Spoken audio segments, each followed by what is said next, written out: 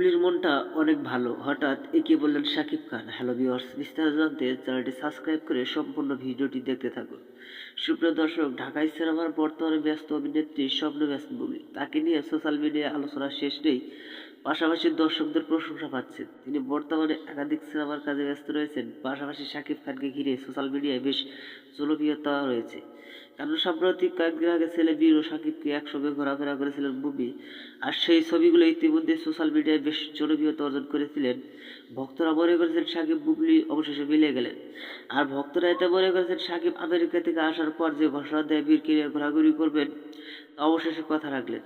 হঠাৎ বুবলিকে নিয়ে প্রশ্ন করে যাচ্ছেন শাকিব খান। সাম্প্রতিক এক সাক্ষাৎকারে শাকিব খান জানান, বেশ কিছুদিনের মধ্যে বুবলিকে নিয়ে সংসার শুরু করব। আর শাকিব খান আরো বলেন, বুবলির হাসি যা পৃথিবীকে আলোকিত করে।